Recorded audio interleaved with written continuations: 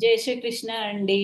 ఇవాళ మనము గీతా ఒలింపియాడ్ 2025 లో భాగంగా 5వ అధ్యాయం పాడుకోబోతున్నామండి.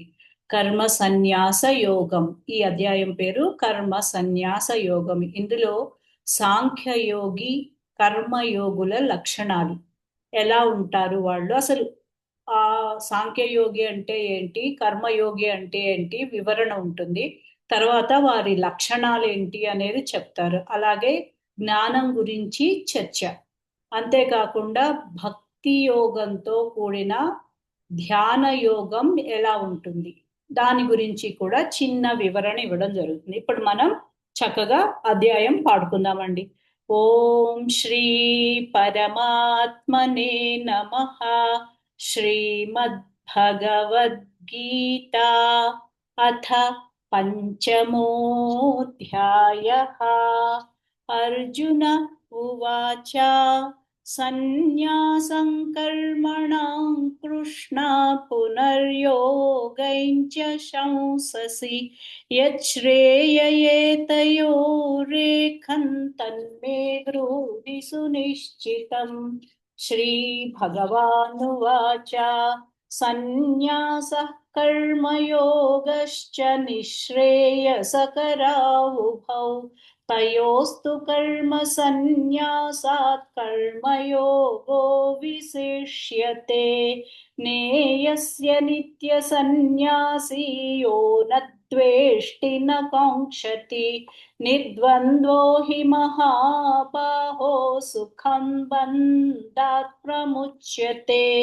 सांख्ययोगौ पृथक् बालाः प्रवदन्ति न पण्डिताः एकमप्यास्थितः सम्यक् उभयोर्विन्दते फलम् यत् सांख्यैः प्राप्यते स्थानं तद्योगैरपि गम्यते। एकं सांख्यं च योगं च यः पश्यति स पश्यति सन्न्यासस्तु महाबाहो दुःखमाप्तुमयो गतः। योगयुक्तो मुनिर्ब्रह्मा न चिरेणाधिगच्छति। योगयुक्तो विशुद्धात्मा विजितात्मा जितेन्द्रियः सर्वभूतात्मा भूतात्मा कुर्वन्नपि न लिप्यते।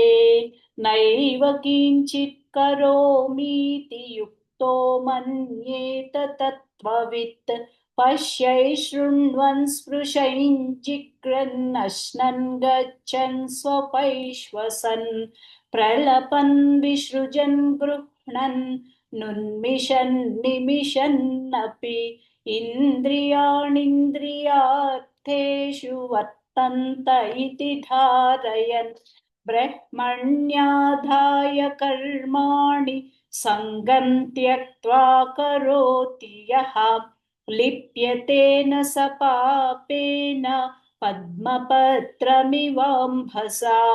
कायेन मनसा बुद्ध्या केवलैरिन्द्रियैरपि योगिनः कर्म कुर्वन्ति सङ्गं त्यक्त्वा शुद्धये।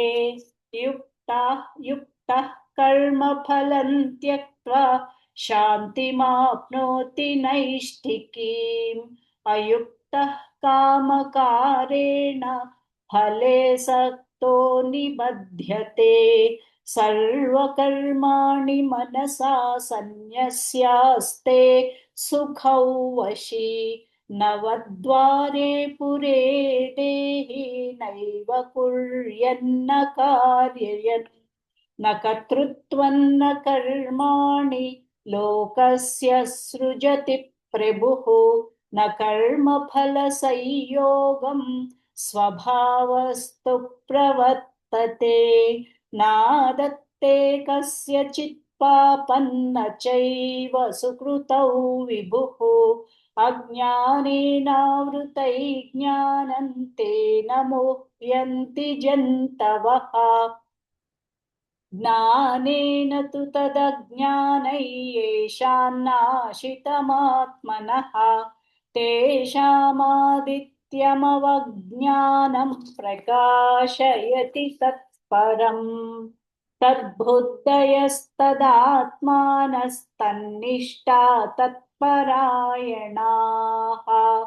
गच्छन्त्य पुनरावृत्ति ज्ञाननिर्धूतकल्मषाः विद्या विनय संपन्ने ब्राह्मणे गविहस्तिनि शुनि चैव श्यपाके च पंडिताः समदर्शिनः इहैव तैर्जितः सर्गो येषां साम्ये स्थितं मनः निर्दोषं हि समं ब्रह्म तस्माद् ब्रह्माणि ते स्थिताः न प्रहृष्येत् प्रियं प्राप्य नो द्विजेत् प्राप्य च प्रियं स्थिरबुद्धिरसम्मूढो ब्रह्मविद् ब्रह्मणि स्थितः बाह्यस्पर्शेष्वयुक्तात्मा विन्दत्यात्मनि यत् सुखं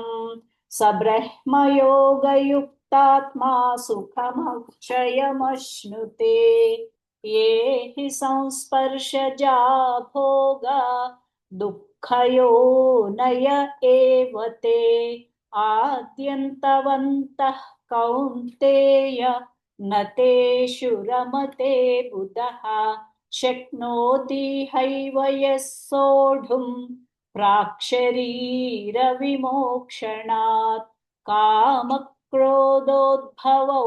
वेगम् स युक्तः स सुखी नरः योऽन्तः सुखोऽन्तरारामस्तथान्तर्ज्योतिरेव यः स योगी ब्रह्मनिर्वाणं ब्रह्मभूतोऽधिगच्छति लभन्ते ब्रह्मनिर्वाणं ऋषयः क्षीणकल्मषाः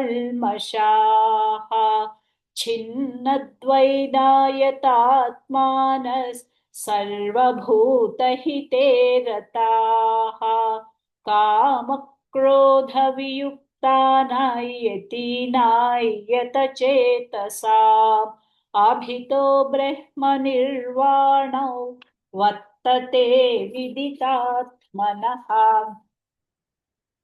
स्पर्शान् कृत्वा बहिर्बाह्यांश चक्षुश्चैवान्तरे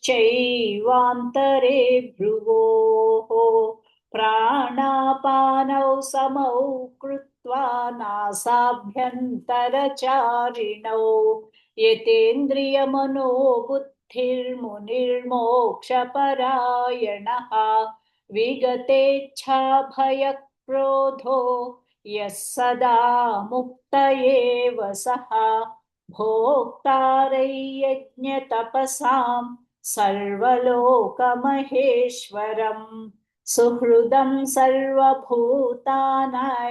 ज्ञात्वा मां शान्तिमृच्छति ॐ तत्सदिति श्रीमद्भगवद्गीतासु उपनिषत्सु ब्रह्मविद्यायां योगशास्त्रे श्रीकृष्णार्जुन संवादे कर्मसन्न्यासयोगो नाम पञ्चमोऽध्यायः।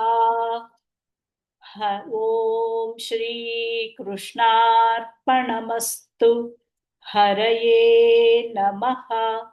हरये नमः। हरये नमः।